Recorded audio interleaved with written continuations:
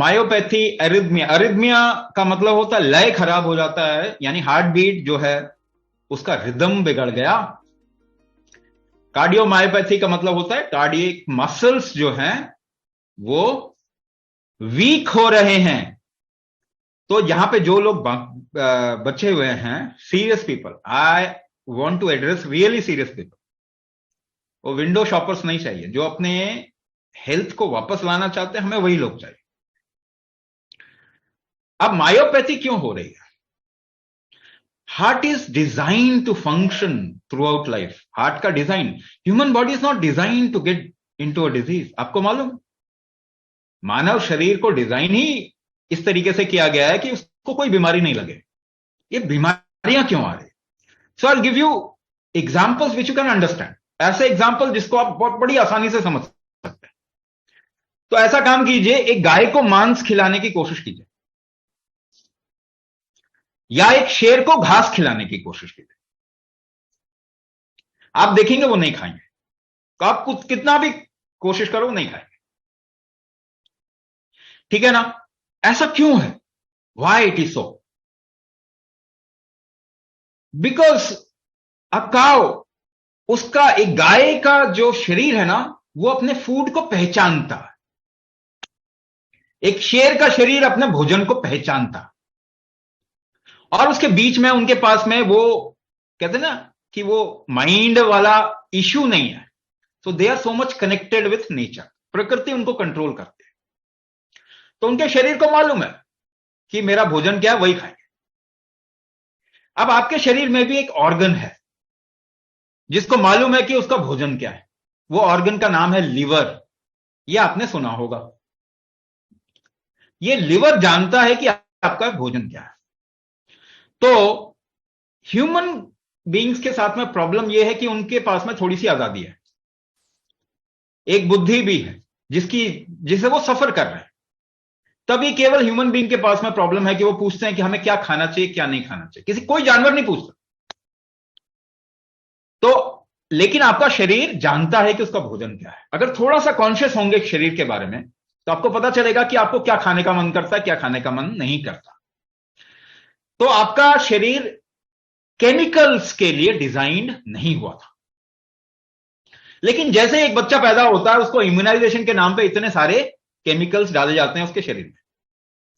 Obviously liver उसको जानता है कि ये मेरा भोजन नहीं है, तो उससे नुकसान होता है लिवर का।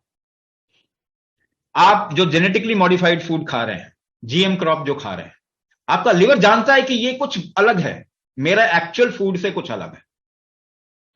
तो आपका लिवर फेंकना चाहता है ये सब चीजें, दवाइयां फेंकना चाहता है, आपका भोजन जो आप फूड खा रहे हैं वो भी फेंकना चाहता है, और जो आप सांस में अनवांटेड चीज ले रहे हैं वो भी फेंकना चाहता है।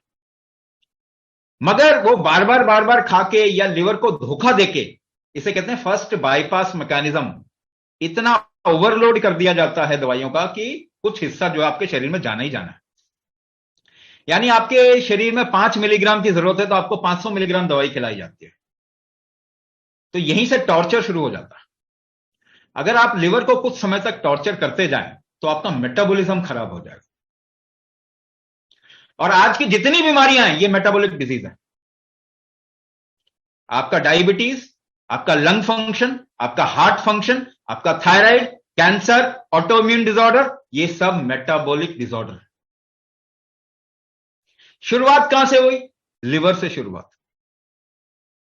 मगर क्या ये ऐसा क्यों हुआ? क्योंकि हमारा कॉमन सेंस भी काम नहीं करता है। अगर आपके माइंड को ट्रेन कर दिया जाए तो आपका कॉमन सेंस भी काम नहीं करेगा। This is what education does.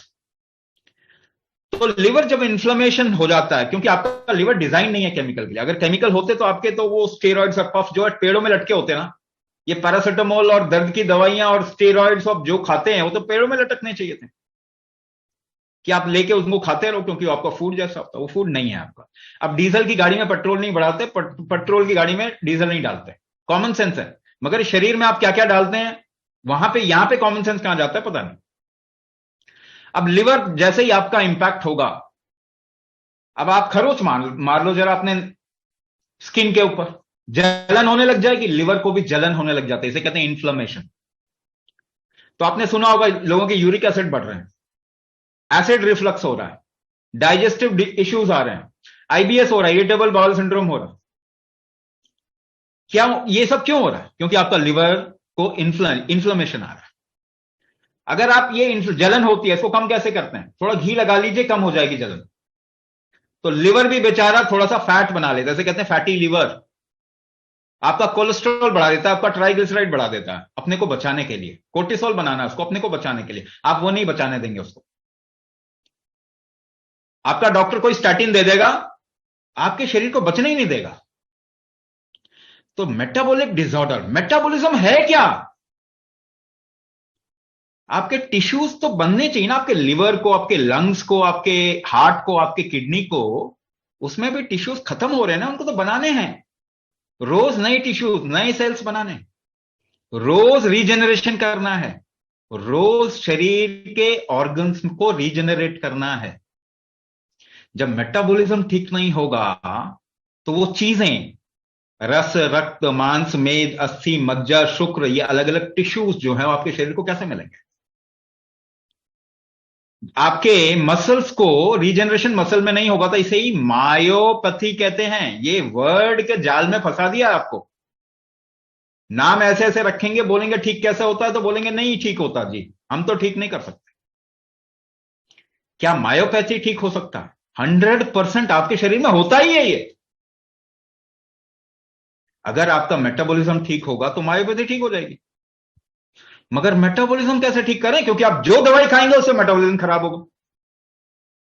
तो दवाई खा के अगर आप अपने शरीर को ठीक करना चाह रहे हैं तो एक्चुअली ठीक नहीं कर रहे, आप खराब ही करते जा रहे हैं। इसीलिए इतनी प्रॉब्लम्स आ गई हैं। तो मायोपैथी कैसे ठीक होगा?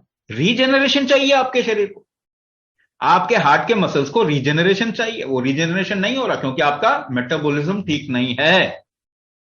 और मेटाबॉलिज्म ठीक नहीं है, उसको आपके शरीर के अलग अलग ऑर्गन को टिश्यूज नहीं मिल रहे, तो क्या करेगा वो? तो वो ब्लड प्रेशर बढ़ाता है कि उसको चाहिए ज्यादा, आप दे नहीं पा रहे हो। तो ब्लड प्रेशर भी एक मेटाबॉलिक डिसऑर्डर है। और आपको मालूम है ब्लड प्रेशर क्यों होता है? ये किसी को भी नहीं मालूम। आप जो सोचते हैं ना कि शायद डॉक्टर को मालूम है, शायद एलोपैथिक को मालूम है, किसी को नहीं मालूम कि ये ब्लड प्रेशर क्यों होगा। तो हम शरीर को कितना जानते हैं? हम 1% भी नहीं जानते। अगर हम 1% भी नहीं जानते और उसके बाद दंभ भरते हैं कि इसको हम ठीक करेंगे, तो ऐसे बेवकूफों से बच के रहना चाहिए। नहीं तो आपकी जिंदगी जब खराब होगी ना, तो कोई जिम्मेदारी नहीं लेगा। आपका डॉक्टर जिम्मेदारी नहीं लेगा, आपकी सरकार जिम्मेदारी नहीं लेगी, WHO जिम्मेदारी नहीं लेगा, और अमेरिका जो चौधरी बनता है दुनिया की, वो भी जिम्मेदारी नहीं लेगा। क्योंकि आप जो केमिकल दवाई खाते हैं उसका कट अमेरिका को देते हैं आप, हथियार बनाने के लिए और चौधरीपना करने के लिए दुनिया भर में। तो आपको अपनी बुद्धि का इस्तेमाल करना पड़ेगा। आप लोग भारतीय हैं, भारत देश में पैदा हुए, तो आप लोग बुद्धिमान हैं। अपनी बुद्धि का इस्तेमाल कीजिए कि आपको क्या करना है। थोड़ा एजुकेशन, जो आप एजुकेट हो गए जिस तरीके से उससे निकल के आइए, थोड़ी अपनी बुद्धि का इस्तेमाल करें, और फिर पता चलेगा कि ये चीजें ठीक हो सकती हैं, आराम से ठीक हो सकती हैं, बहुत आसानी से ठीक हो सकती हैं। आपका शरीर से इन्हें ठीक करता ही है। लाखों सालों से इस शरीर को ये प्रॉब्लम नहीं आई। आपके दादा दादी, नाना नानी याद है किनको ऑटो इम्यून डिसऑर्डर था? किनको ये मायोपैथी थी? किसी को भी नहीं था। क्या उनको उनके शरीर में प्रॉब्लम नहीं आती थी? नहीं। Your body is enough to recover from any disorder and defects. आपके शरीर में वो शक्तियां हैं जो कि आपको बचा सकती। हम उनको बढ़ा के अपने शरीर को बचाएं, ये सबसे जरूरी है इस वक्त में।